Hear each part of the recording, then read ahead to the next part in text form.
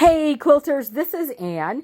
So I'm in my studio today and I'm still trying to get a bunch of Christmas presents done, but I was in my stash and I was looking for a backing fabric when I came across this crinkled velvet that I had bought. I have no idea when or what I wanted to use it for, but I have a small Christmas quilt, so I think I'm going to put this in the machine and I'm going to use this as the backing on the small Christmas quilt. So we'll see how crinkled velvet works as a backing.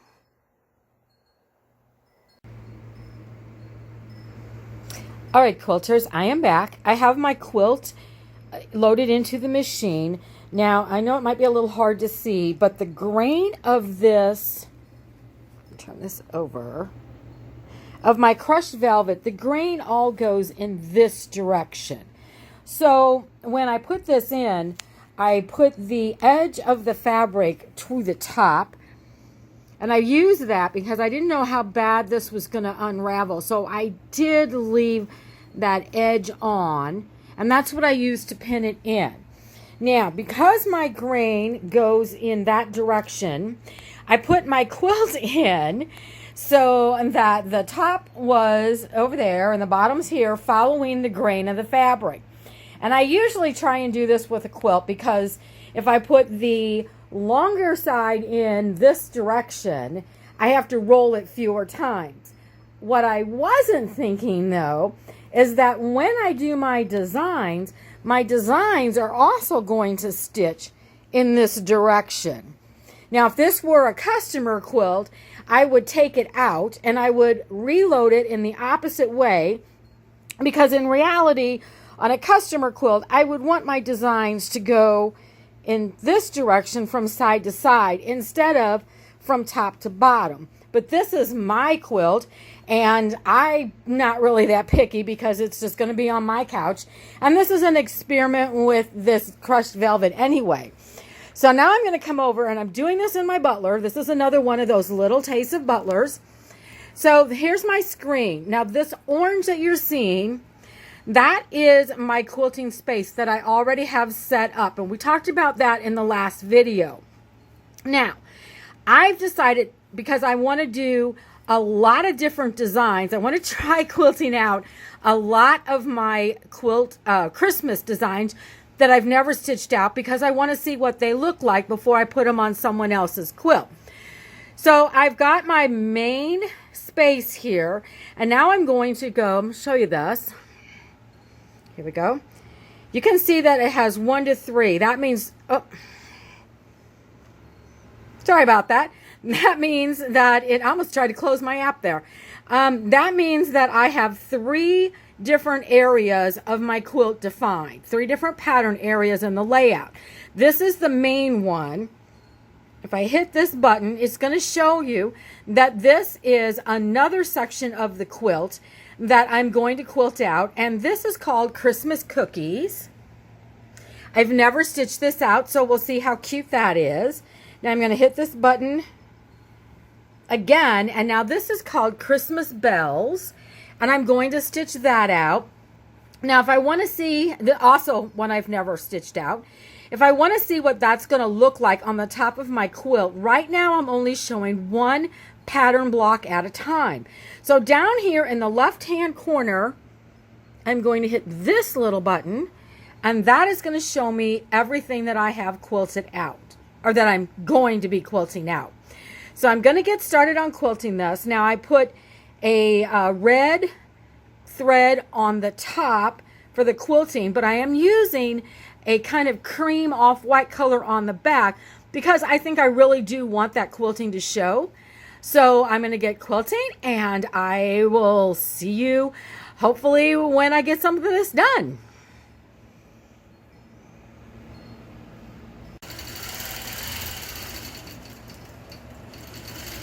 So here's CJ just stitching away. She's still on the first pass, and I wanted to show you because I just think it's fascinating to watch her stitch all by herself. Now I did have to shorten my stitch length a little bit. Originally I had it on 10 stitches to the inch, but with all the curves and points on this particular design, I changed it to 12 stitches an inch just to give it a little smoother stitching around the curves. Now it's still running slow, and one of the reasons mine is running at 60 instead of speeding this up is because it is a heavier machine, and I want to have that really good control on my points. Now, a lighter weight machine on a robot, you could stitch out faster. But I wanted to show you that this has no problems whatsoever, this robot from Butler, moving around my heavy machine. Remember, mine is a 32 inch, and it's the biggest one that Gamble makes, and it is really heavy. So the Butler has no problem whatsoever, just gliding right along.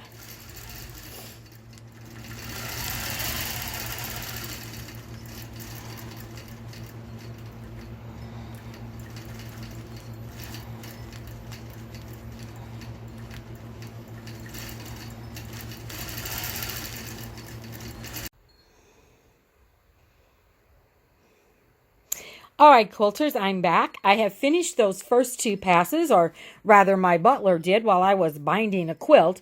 And I want to show you, I can't see the stitching yet. I haven't quite got it rolled far enough, although I've rolled it past my 2 points. You can see some of the stitching is still visible.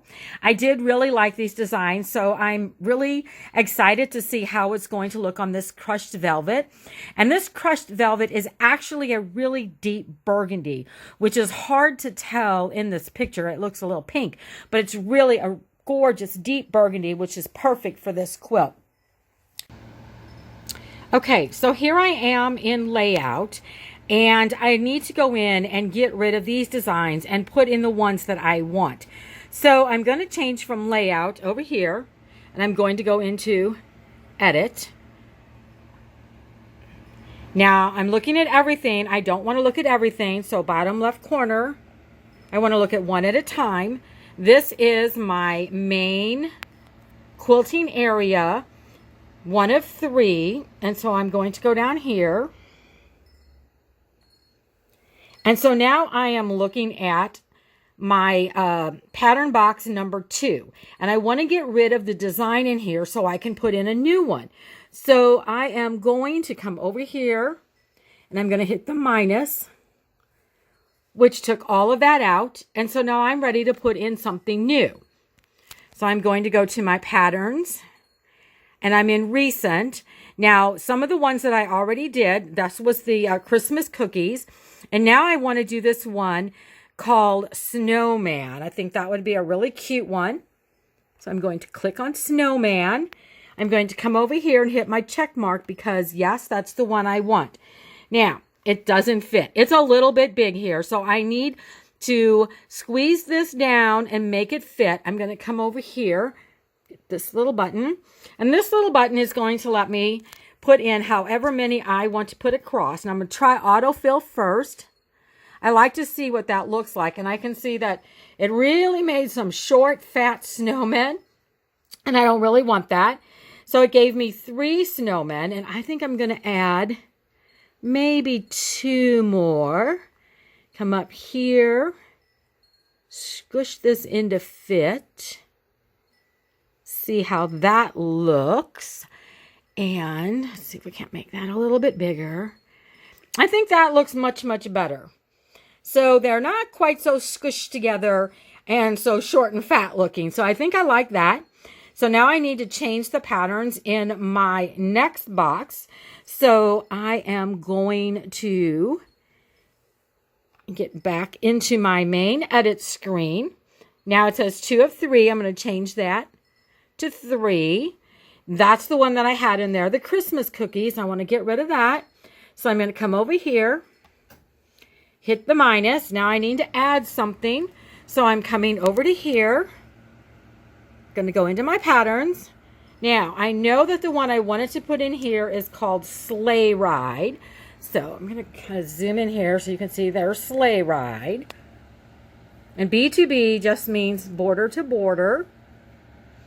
And now I've picked that one, so I'm going to come out here, hit my check mark, and there it is.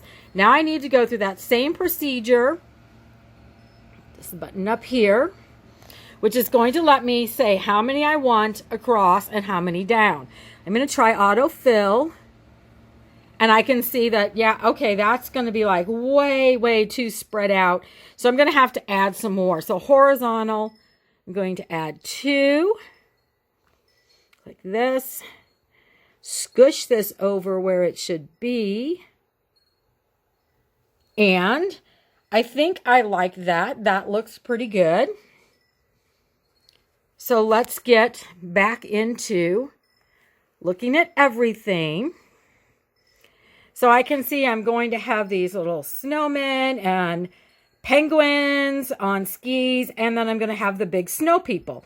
So I think I like that, and I am going to go ahead and stitch that out. Although one thing I have to admit I kind of don't like is all of the space that's going to end up between these two.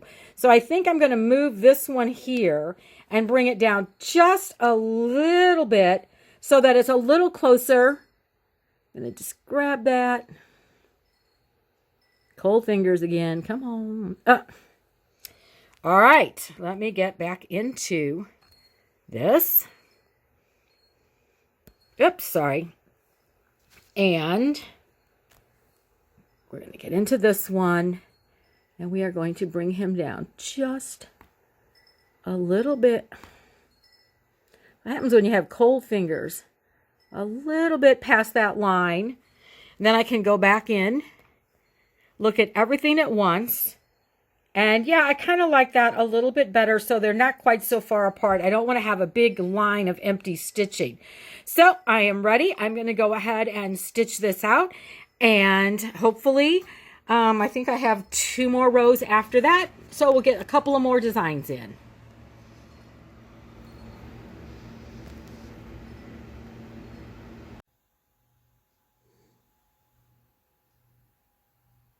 So here's the finished Christmas quilt.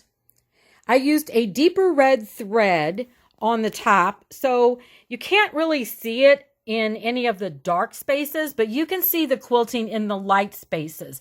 And all of the designs, I used 6. They all stitched out really, really nice. Get a little closer here so you can see them. And remember, this is the quilt that I used that red crushed velvet on the back, which this deep, deep burgundy color. So I'm going to turn this over and let you see this. You can see some of the quilting. Now, this is that glide cream colored thread on a dark burgundy crushed velvet backing. So if I'm going to get a little closer, you can see the stitching. It actually stitched out very, very nice. I have no puckers. There's no pleating at all, which is what I was a little concerned with using a crushed velvet on the back of a quilt. However, I would have no qualms whatsoever about putting a crushed velvet in and quilting on it again, because like I said, it absolutely quilted beautifully. So the only thing I have left to do now is to bind it.